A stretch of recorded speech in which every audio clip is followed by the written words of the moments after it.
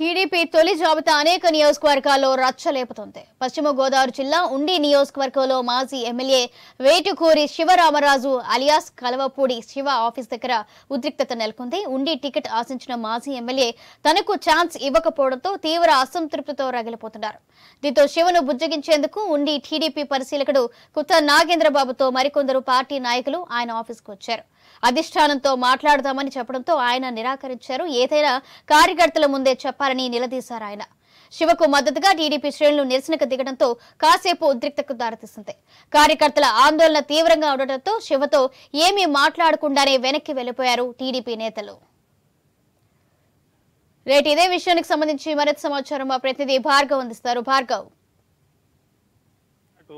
టికెట్ల ప్రకటన నేపథ్యంలో తెలుగుదేశం పార్టీ అలాగే జనసేన పార్టీలో కొన్ని చోట్ల అవాంతరాలు గాని అభ్యంతరాలుగా వ్యక్తమవుతున్న నేపథ్యంలో పశ్చిమ గోదావరి జిల్లా ఉండి నియోజకవర్గంలో టీడీపీ కంచుకోటగా పేరొందింది. ఇక్కడ సొంతగా ఉన్నటువంటి తెలుగుదేశం పార్టీలోనే ఈ రోజు పెద్ద ఎత్తున ఆగ్రహ జ్వాలలు ఎగిసిపడుతున్నటువంటి పరిస్థితి కూడా ఉంది. ఎందుకంటే అక్కడ సిట్టింగ్ ఎమ్మెల్యే రామరాజుకు టికెట్ కేటాయించడంతో ఇప్పటి వరకు సీటు ఆశించినటువంటి మాజీ ఎమ్మెల్యే కలువుపూడి శివ ఆయన తీవ్ర భంగపాటుకు గురయ్యారు. తీవ్ర అసహనానికి గురైనటువంటి పరిస్థితి కూడా ఉంది. అధిష్టానం చివరి నిమిషం వరకు కూడా టికెట్ తనకే కేటాయిస్తుంటే ధీమాగా ఉండి ప్రచారాన్ని కూడా చేస్తున్నటువంటి ఆయన చివరి నిమిషంలో సిట్టింగ్ ఎమ్మెల్యే రామరాజుకి టికెట్ ఇవ్వడంతో తీవ్రంగా కూడా నిరుత్సాహానికి గురయ్యారు. ఆయన అనుచరులతో అభిమానులతో నిన్న ఉదయం నుంచి కూడా ఆయన చర్చలు కొనసాగిస్తున్నటువంటి పరిస్థితి కూడా ఉంది. అయితే ఇవాళ రేపు ఆయన తన భవిష్యత్ కార్యాచరణ ప్రకటిస్తారనే నేపథ్యంలో పార్టీ మంగళగిరి నుంచి కూడా అధిష్టానం నుంచి విజయవాడకు చెందినటువంటి నాగేంద్రబాబు ఉండి నియోజకవర్గ పరిశీలకులుగా ఉన్నారు. ఆయన కలువపూడి శివతో మాట్లాడేందుకు బుజ్జగించేందుకు రావడం అయితే జరిగింది మరికొంతమంది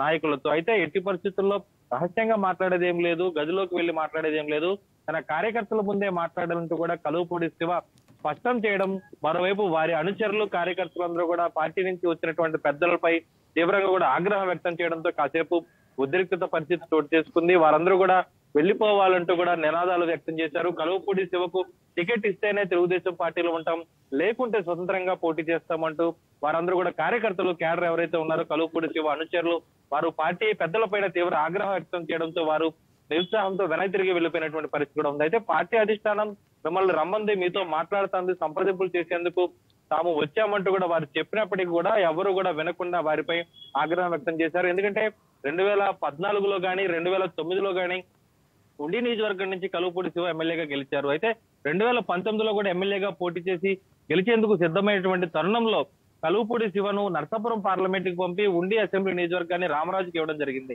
ఆ తరుణంలో నర్సాపురం పార్లమెంట్ కి వెళ్ళినటువంటి కలువపూడి శివ ఓటమి చెందారు. అయితే 5 ఏళ్లు గడిచింది, మళ్ళీ పార్టీ కోసమే తాను నిలబడ్డాను, ఈసారి ఖచ్చితంగా అధిష్టానం తనకు సీటు ఇస్తుందనేటువంటి ధీమాతో కలువపూడి శివ గానీ ఆయన అనుచరగణంగానే ఉన్నారు. కానీ చివరి నిమిషంలో రామరాజుకి టికెట్ ఇవ్వడంతో ఆయన ఆగ్రహం వ్యక్తం చేస్తున్నారు. మరోవైపు వైసీపీ నుంచి కూడా ఆయనకు ఆహ్వానం అందినట్లు సమాచారం తెలుస్తుంది. మరి ఆయన వైసీపీలోకి వెళ్తారా, లేదంటే ఇండిపెండెంట్ గా పోటీ చేస్తారా? పార్టీ పంపినటువంటి పెద్దలను తిరస్కరించేటువంటి ఆగ్రహం ఎందుకు వచ్చింది? మరి పార్టీ నుంచి ఎటువంటి సానుకూలత, ఆయనకు ఎటువంటి ఆఫర్ వస్తుందనేది మాత్రం స్పష్టత రావాల్సి ఉంది. మీడియాతో మాట్లాడేందుకు కూడా ప్రస్తుతం కలువపూడి శివ నిరాకరిస్తున్నారు. మరి ఆయన భవిష్యత్తు కార్యాచరణ ఈ రోజు సాయంత్రం లేదా రేపు ప్రకటించేటువంటి అవకాశం అయితే ఉంది. Soujanya. Right, thank you Bhargav.